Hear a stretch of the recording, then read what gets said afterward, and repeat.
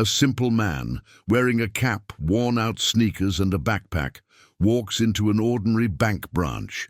Within minutes, he would be accused of fraud, humiliated, and even have the police called on him. What no one there knew was that he was the most powerful man in that place, and what he did next will leave you speechless. Stay until the end of this story, because the twist will surprise you and may even move you. It was around 10 in the morning when he walked in. The environment was as usual. Cold air conditioning, serious employees behind the counters, and a line that twisted all the way to the glass door. No one paid attention to him at first glance, and if they did, it was only to silently judge. Faded t-shirt, worn jeans, old sneakers with torn. In tips, a backpack slung over his shoulder, one of those cheap ones from the street market, and a black cap covering part of his face, as if he didn't want to be noticed. But all of that was planned. He walked in slowly, head down, and took a number like any other ordinary customer. He passed by 2 attendants who didn't even greet him. The security guard stared at him for a few seconds, assessing whether he posed a threat. In the line, he looked around. An elderly man was trying to figure out how to access the app, while the employee impatiently said, "I already told you, sir, you can only do that on your phone." A bit further ahead, a woman in a kitchen uniform held an envelope with money. She had been waiting there for almost an hour, and no one had called her number. He saw and felt all of that because he had been there before, had been ignored in just the same way. But today the situation was different. That was the branch he had helped renovate. The furniture, the customer service policies, even the operating system of the machines. Everything had passed through his approval. Because that man with the cap and worn-out backpack was Elias Santana, the CEO, and no one had a clue. Elias wasn't there by chance. His presence at that branch was the result of a decision made weeks earlier after receiving a series of messages that deeply disturbed him. Handwritten letters, emotional emails, and even comments on social media reached him, all with one thing in common: humble clients reporting humiliation, neglect, and veiled prejudice at the branches. "Miss, I asked for help and she didn't even look at me. They said I didn't have the profile to open an account. I was treated as if I were begging." At first, Elias tried to believe they were isolated cases, but the reports kept coming and followed a pattern. The victims were always simple people, those who dressed modestly, spoke with the accent of the outskirts, and didn't use fancy vocabulary. He knew what that meant. He knew because he had been exactly that person. He remembered the first time he stepped into a bank, still a teenager, trying to open a student account. He remembered the employee who laughed at his last name. He remembered the look of disgust when he said he worked as a cleaning assistant. He remembered how he walked out of there with his head down, swearing to himself that one day he would do things differently. And now, so many years later, he was at the top. But it hurt to see that even with all the modernization and polished speeches about inclusion, nothing had really changed in the hearts of certain people. So he decided not to send memos or hold meetings. He would see, feel, and test it all himself. He wanted to know who was truly honoring the uniform and who was wearing the tie merely as a symbol of power. And that day, in the middle of that branch, that's exactly what he was going to do. Elias Santana was born in Jardim, Brasília, on the outskirts of São Paulo's east side. The son of a domestic worker and a bricklayer, he learned the value of work from an early age. His childhood was marked by overdue bills, rationed food, and few options. On rainy days, water would invade the house. On sunny days, the asphalt would burn the bare feet of the kids in the street. Studying was always a battle. At the local public school, there were no books, no teachers, and no security. But Elias had something no one could take away from him: the will to win. He studied by candlelight when the power was cut off, sold popsicles on the street to help his mother with groceries, did odd jobs at a small market to pay the fees for a community prep course. And when he passed the college entrance exam, he cried like someone who had just won a war. It was around that time that he started working as an intern at a small financial cooperative, typing numbers, serving coffee, answering phones. He observed everything in silence, learned from every mistake, and took note of every detail. While many mocked his origins and strong accent, Elias was growing on the inside. Years later, already with a degree in business administration, a postgraduate degree under his belt, and a stack of books read through sleepless nights, he received his first big offer to take over a strategic area of an expanding bank. From then on, it was step by step, but he never forgot where he came from. He never traded humility for arrogance, and he never ignored the fact that, to many, he was still just the guy from the outskirts. Perhaps that's why this mission was so important. Because Elias wasn't there just as himself. He was there as a representative of millions of Brazilians who were judged by appearance before they even opened their mouths. And in that branch, something was about to happen that would change everything. Elias had already been in that line for almost 30 minutes. Time didn't bother him. He wanted to observe, feel, and see with his own eyes what so many clients had reported. And it didn't take long to realize that the reports were true. Next to him, a lady with shopping bags on her lap was trying to get a number for in-person service. The employee behind the glass responded without even looking up. "It's on the kiosk, ma'am. Just press the button." The woman, visibly confused, replied, "But I don't know how to use that, dear. Please help me." The attendant just pointed with her head, impatiently. Elias stepped in, helped the woman get her number, offered her the seat next to him, and said with a smile, "Calm down, Donna Nair. They'll call you soon." She returned his smile with gratitude in her eyes and whispered, "You're different. The others here treat us like garbage." That phrase hit him hard. Soon after, a staff member walked past him in a hurry and wrinkled her nose at the smell of sweat coming from Elias's backpack. "Security! Keep an eye on that one," she whispered. He heard it, pretended not to, but every detail was etched in his mind. The last straw came when his number was finally called.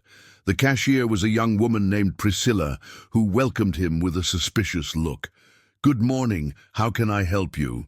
"I'd like to make a withdrawal." "What amount?" 72,000 reais. She paused, looked up and laughed, thinking he was joking. "Sir, your documents, please." Elias handed over his ID and card. She typed in the information, made a shocked expression and murmured, "This account isn't yours." "Of course it is. You can confirm it with my CPF." The young woman looked him up and down. "Sir, I'm sorry, but someone like you doesn't have that kind of balance in their account. We're going to have to investigate. I'm sorry, but this looks like a scam." Elias remained calm. He didn't respond right away. He simply said, "Then call the manager, please." She hesitated but called the back office. When she hung up, she said something that made the air go still. "People like this always try something." The atmosphere inside the branch began to shift. Other customers in line, who had previously just been impatient, were now curiously looking toward the counter where Elias stood. Priscilla, the teller, was speaking quietly on the phone, but her expression clearly showed discomfort. It wasn't just protocol. It was judgment. She hung up and looked directly at Elias. "The manager is on his way, but sir, if you're using fake documents, that's a crime, okay? We'll need to call bank security."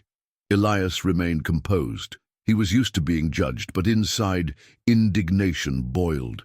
As he waited, he caught a glimpse of one of the security guards whispering to another and discreetly pointing in his direction. Two customers whispered between themselves, "Maybe it is a scam. Dressed like that, trying to withdraw 70,000? Thinks we're fools?" A few minutes later, a man emerged from a back office wearing a tailored suit, an imported watch, and meticulously combed hair. It was Rodrigo Ferraz, the manager. His shoes shone, and the scent of expensive cologne preceded him. He walked to the counter with quick steps and a rehearsed expression of authority. "Good afternoon. What's going on here?" Priscilla explained quickly with a subtle look of approval. Rodrigo didn't even look at Elias at first. He turned to the security guard and gestured with his head. "Documents, please," said the manager, finally facing Elias, as if about to interrogate a suspect. "They've already been presented," Elias replied calmly. "And you want to withdraw that amount, dressed like that?" Rodrigo laughed sarcastically. "I'm sorry, but it's obvious something's wrong here. This kind of transaction doesn't match your profile." Discreet chuckles echoed around. The line had stopped. Everyone was now watching intently. "Let's cut to the chase," Rodrigo said. "You have two options. Tell me who put you up to this, or we'll call the police, because this account isn't yours. And frankly, I'm tired of seeing these cheap scams." The words dropped like a sentence. Elias looked around. He saw looks of disdain and suspicion. People who, like him, should have been on the same side, yet judged him solely by his clothes, his skin, his origins. They didn't even know. "Then call the police," Elias said, staring directly into Rodrigo's eyes. The manager gave the signal, and as he picked up the phone to make the call, he muttered without any shame, "Just what we needed. Beggar trying to play millionaire." Rodrigo Ferraz hung up after talking to the police. "They're on their way. You'll wait here," he said, giving Elias no chance to explain, already treating him like a criminal. Priscilla whispered to another employee beside her, "I've seen this before. They come in pretending to be clients, using real documents, but the accounts belong to other people. Trained scammers." Elias remained standing, backpack still on his back. He didn't say anything, didn't raise his voice. He just watched the manager. Then he decided to follow protocol. "Pull up the account linked to that CPF. Let's verify the information." Priscilla hesitated. "It's already been verified. Everything checks out. The name, the CPF, the card. It's all correct." "That doesn't matter. People like him don't have that kind of balance. Don't fall for it, Priscilla." The sentence came out as naturally as someone commenting on the weather. "People like him." Elias took a deep breath. It wasn't the first time he'd heard that in his life, but it was the first time he heard it inside the institution he had helped build from the ground up. Rodrigo turned to the security guard. "Keep an eye on him. If he tries to leave, stop him." Then he looked at Elias. "If there's something you want to confess, you better do it. Now, it'll save you time and trouble." "I have nothing to confess. I simply asked to withdraw my own money," Elias replied, his tone unchanged. Rodrigo smirked with disdain. "Oh, sure. And I'm the president of Brazil." The entire branch now sat in an uncomfortable silence. Some customers watched with pity, others with curiosity, and there were also those who crossed their arms, shook their heads, and thought, "Serves him right." But no one, absolutely no one, had any idea who that man was. While they waited for the police, Rodrigo went back to his office, fuming. Priscilla stayed at her post, watching Elias with the same superior expression. Elias then sat down, calmly removed his backpack, took out his phone, and sent a single message. "It's time." 20 minutes later, 2 police cars stopped in front of the branch. 2 uniformed officers entered through the revolving door with the ease of those familiar with the environment. Rodrigo Ferraz left his office immediately, walking briskly with a satisfied look, as if about to solve the case of the day. "That's him, officers," he said, pointing at Elias, who sat with his hands clasped in his lap. The waiting customers pretended not to look, but everyone was watching. "He presented real documents, but we have reason to believe the account isn't his. Large amount, suspicious behavior, inappropriate clothing." The more experienced officer frowned. "The documents check out," Priscilla replied, with a bit less conviction. "Yes, they're correct, but his history doesn't match the account balance." Elias looked at the 2 officers and said calmly, "I can show other documents. I have a functional ID as well." "What's your position, sir?" "I'd prefer to show that when necessary." Rodrigo interrupted, impatient. "See? He won't answer. Playing the victim. That's a scammer tactic. They know how to stall. Take him to the station. We'll file a complaint there." The legal department will handle it afterward. The younger officer hesitated. He looked at Elias and noticed he showed no nervousness, no trembling, no shouting, no attempt to flee. He was calm. "Would you come with us, sir?" "Of course," Elias replied. "But first, I'd like to speak with Mr. Rodrigo. Alone. Just a minute." Rodrigo crossed his arms. "With me? Gonna try to threaten me? If so, my friend, you're in trouble. You're surrounded here." Elias then stood, placed the phone in the palm of his hand, opened a file with a digital badge, photo, and digital stamp. He extended his arm. The officer looked. Rodrigo did too. There it was. Elias Santana, National Executive Director. Silence. Rodrigo's eyes widened. His face changed color. Words vanished. The older officer cleared his throat, embarrassed. "Sir, is this real?" Elias then pulled from his backpack a folder containing a copy of the company's charter, ownership contract, and the chairman's signature. "I'm here on a personal visit. We came to evaluate the service at some branches. The footage of everything that happened today is already being sent to the company's legal team." Silence turned into embarrassment. Customers began whispering. Priscilla slowly backed away from the counter. Rodrigo froze, unsure whether to apologize or run.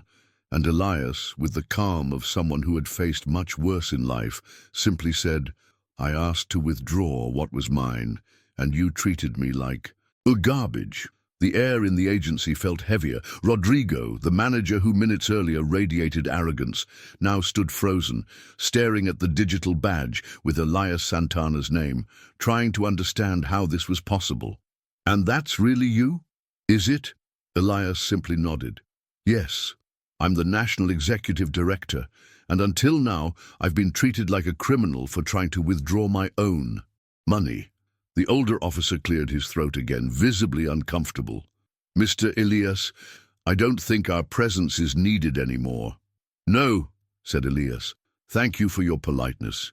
You weren't the ones who did wrong." Rodrigo, on the other hand, stepped back, trying to find words. "Mr. Elias, I had no way of knowing. You were dressed like that. You understand, right? And that's..." When Elias looked him straight in the eyes and said, "Yes, I understand. I understand that you judge a customer by their clothing, their skin color, their accent, or the balance you think they should have, and that says much more about you than about me."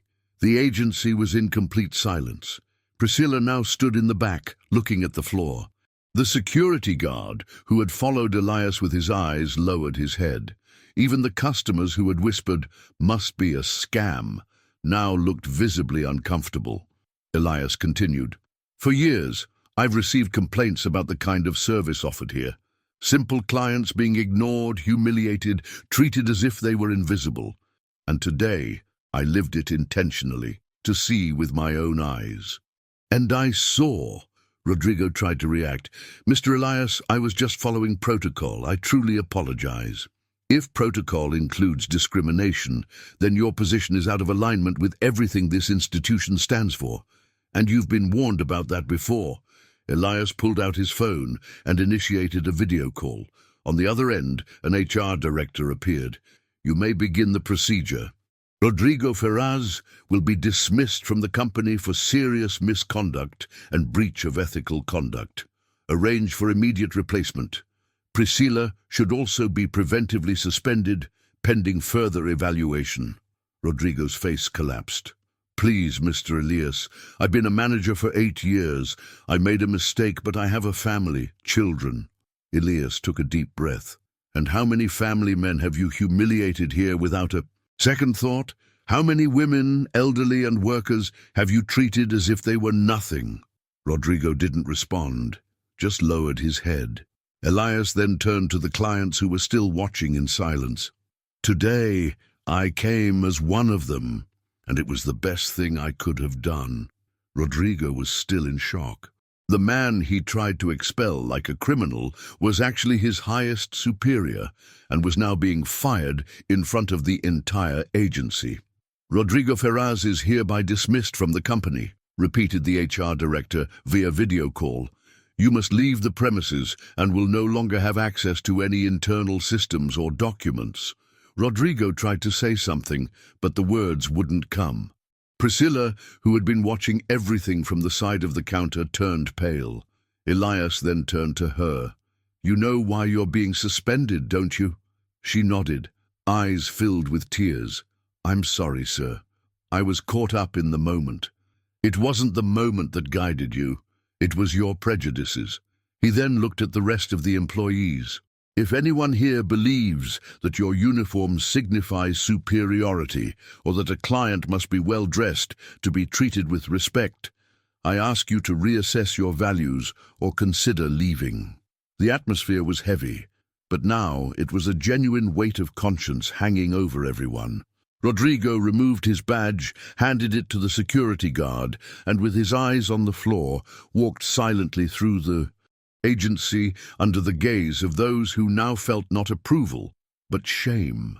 Elias walked over to the lady he had helped earlier. "Mrs. Nair."